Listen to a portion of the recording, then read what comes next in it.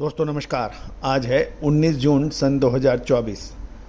दोस्तों oil seeds यानी तिलहन पर हम लगातार अपडेट और विश्लेषण आप तक प्रस्तुत करते हैं। याद कीजिए हमारा 2023 में अक्टूबर महीने में अग्रिम दिया विश्लेषण नवंबर महीने 2023 के लिए, जिसमें शानदार तेज़ी दर्ज हुई। साथ साथ मार्च 2024 का अग्रिम अनुमान तेज़ी का और उसके बाद गिरावट का।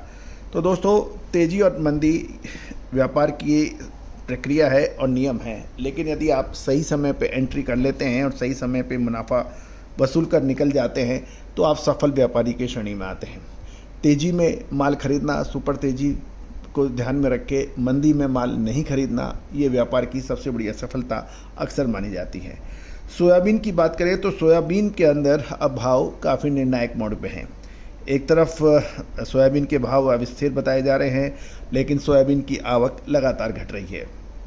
भारतीय देश भर में आज यदि देखें तो लगभग 2,30,000 बैग्स की आवक बताई जा रही है, जिसमें सोयाबीन उत्पादक दो प्रमुख राज्य जिसमें मध्य प्रदेश और महाराष्ट्र दोनों राज्यों में 1-1 लाख बैग की आवक हुई है, जबकि राजस्थान में 15,000 और बाकी सब राज्यों को मिलाकर 15,000 बैग की रही। तो कुल मिला के 2,30,000 बैग्स की सोयाबीन की आवक 19 जून को दर्ज हुई है। जहाँ तक सोयाबीन के भावों की बात करें तो देश भर की अलग अलग मंडियों में सोयाबीन के भाव अलग अलग हैं, साथ साथ प्लांटों के भाव भी अलग अलग हैं। लेकिन जो रीजनल मूवमेंट है वो एवरेज जो आ रहा है मध्य प्रदेश में सोयाबीन की कीमतें 4350 रुपये से 4575 रुपये प्रति क्विंटल रही है। महाराष्ट्र के अंदर ज़्यादा थोड़ा उतार चढ़ाव देखा गया है, वॉलेटिलिटी देखी गई है, वहाँ पे 4300 से 4550 के भाव हैं, जबकि राजस्थान में 4400 से 4400 रुपये से 4550 रुपये के बीच में सोयाबीन के भाव बताए जा रहे हैं।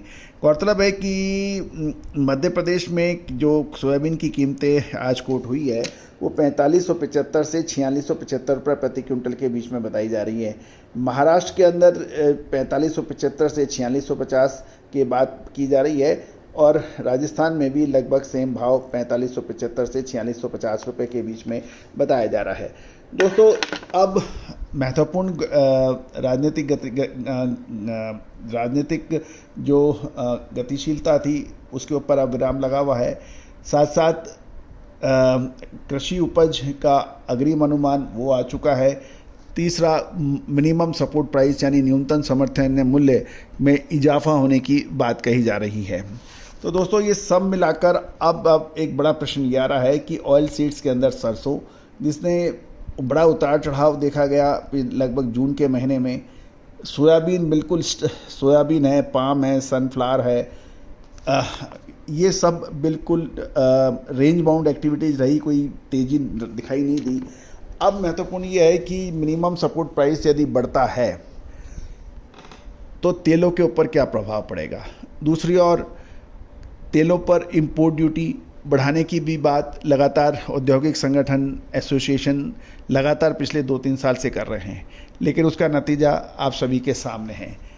अब एक बड़ा प्रश्न ये है कि उपभोक्ताओं का हित देखा जाए, महंगाई दर देखी जाए, या उपभोक्ताओं में भी जो किसान हैं वो बड़ी मात्रा में हैं, परसेंटेज वाइज देखा जाए, छोटे व मंझोले व्यापारी हैं, ऑयल मिलर्स हैं, इन सब की एक भिन्न भिन्न स्थिति बन रही है।